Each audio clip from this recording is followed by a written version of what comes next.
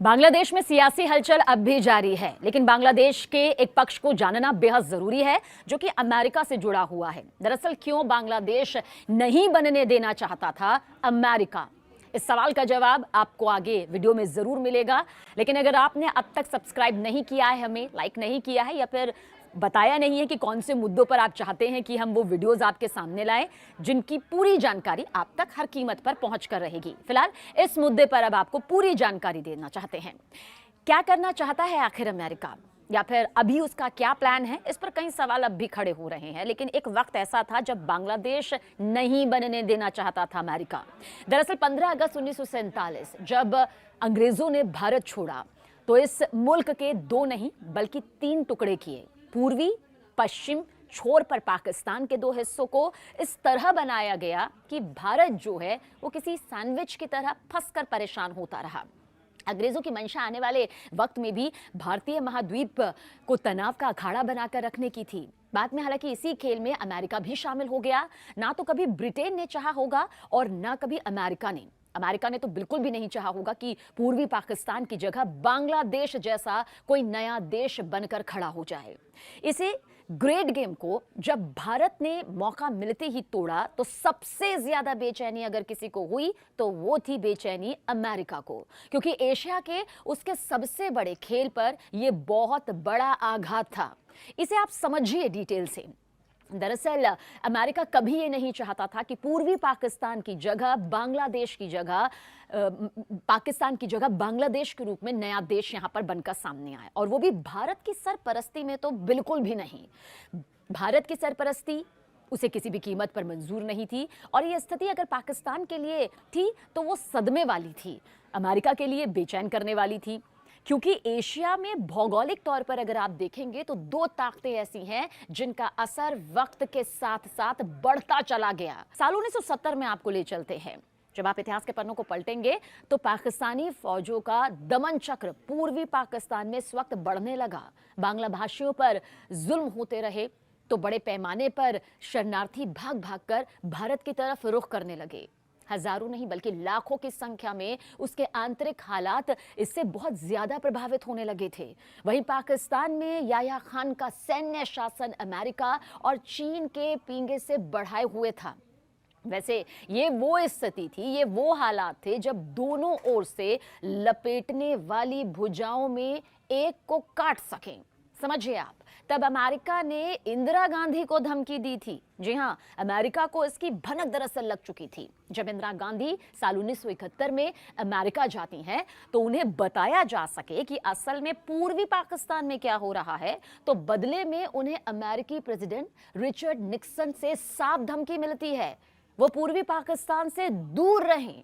ये चेतावनी भी अमेरिका किसी भी हाल में पूर्वी पाकिस्तान में नया देश नहीं बनने देगा, यानी ये तो साफ अमेरिका ने कर दिया था।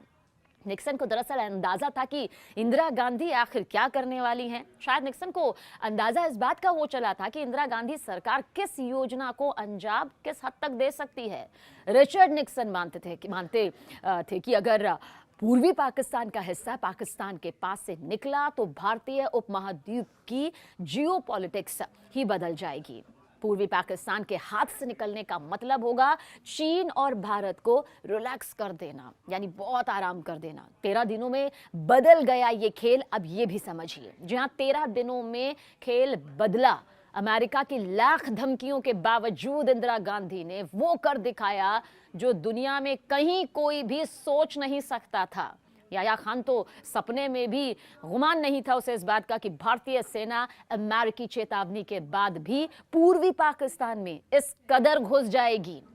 इस वजह से वो उन दिनों में भी सुरा और शराब की महफिलें सजाते थे। भारतीय फौज पूर्वी पाकिस्तान में घुसी भी और महज 13 दिनों में सारा खेल ही बदल दिया गया। अमेरिका को सबसे बड़ा झटका देता हुआ बांग्लादेश यहां पर बन गया, अस्तित्व में आ गया। हलचल जरूर रही शुरुआती वक्त में, लेकिन सच यही था कि बांग्लादेश का वजूद सामने आ चुका था। चीन ने इस युद्ध में पाकिस्तान का दोस्त होने के बाद भी तटस्थता बनाए रखी, और सोवियत संघ ने अमेरिका को घुघड़ी दे दी कि वो दक्षिण एशिया से दूर रहे, एक दूरी यहां पर तय कर ले। वैसे सवाल ये भी उठा कि चीन क्यों चुपचाप बैठा रहा। देखिए, सोवियत संघ आकर खड़ा हो गया उसके पीछे। क्या कभी आपने सोचा है कि भारत ने यह काम क्यों किया? चीन क्यों चुपचाप यहां पर बैठा रहा? सोवियत संघ क्यों भारत के पीछे आकर खड़ा हो गया? तो इसका जवाब सीधा सीधा आपको अब आगे मिलेगा।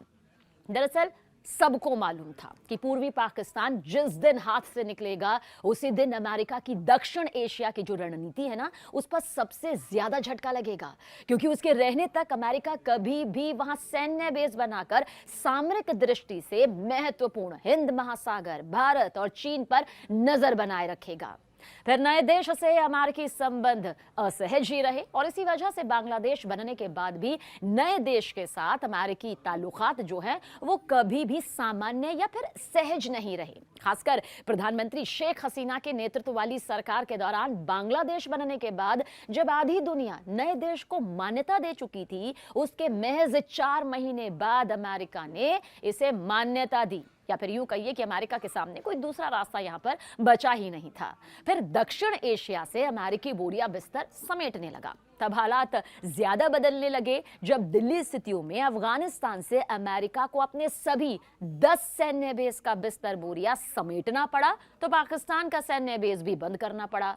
इसी दौरान भू राजनीतिक हालात में चीन सुपर पावर की तरह उभरा और भारत भी कई ज्यादा ताकतवर बनकर उभरने लगा। और आज का भारत तो आपके सामने है ही। हालांकि जिस तरह से अमेरिका की दाल नहीं गली, वहां मानवाधिकार से लेकर लोकतंत्र और भ्रष्टाचार के मुद्दे बनाकर वो स्वांग भी रचता है, विरोध प्रदर्शन, असंतोष को हवा देता है। बांग्लादेश में भी 70 के दशक में यही शुरू हो गया था और बहुत से लोग ये भी मानते हैं कि शेख मुजीबुर रहमान के पूरे परिवार की हत्या सिर्फ तख्ता पलट नहीं बल्कि ग्रेट गेम का ही एक बहुत बड़ा हिस्सा थी। और ग्रामीण बैंक के पीछे फोर्ड फाउंडेशन का जुड़ना भी बहुत बड़ा सवाल था। इसी गेम के तहत बांग्लादेश के सामाजिक और धार्मिक ताने बाने को तोड़ने का काम इस धर्मनिरपेक्ष देश को इस्लाम बनाकर किया गया। फिर प्रतिबंधित जमात इस्लामी को पिछले दरवाजे से दाखिल करा दिया गया। विकास की आड़ में होने वाला खेल अमेरिकी फाउंडेशन भी खूब खेलते हैं। इसलिए 1976 में जब मोहम्मद यूनुस ने बांग्लादेश में ग्रामीण बैंक खोले तो इसके पीछे फोर्ड फेडरेशन के साथ भी कई सवाल जो है उसने उठाए। आलोचकों का कहना है कि बैंक का फोर्ड फाउंडेशन के साथ जुड़ना एक अजीबोगरीब घटना थी, क्योंकि ये जगह खास राजनीतिक बिंदु है और शेख हसीना ने तो हमेशा से ही अमेरिका पर बांग्लादेश के आंतरिक मामलों में हस्तक्षेप करने का आरोप लगाया। इसलिए आज अमेरिका का रुख भी यहां साफ साफ नजर आता है। तो कुछ इस तरह से बांग्लादेश का इतिहास रहा। पन्ने पलटे तो अमेरिका की भूमिका इस वक्त आपने इस वीडियो के जरिए समझ ही ली गई होगी। अगर आप भी कुछ मुद्दों पर चाहते हैं कि हम आपके सामने पूरी डिटेल लाएं तो जरूर वो मुद्दे हमसे बांटिएगा, बताइएगा, कमेंट जरूर करिएगा।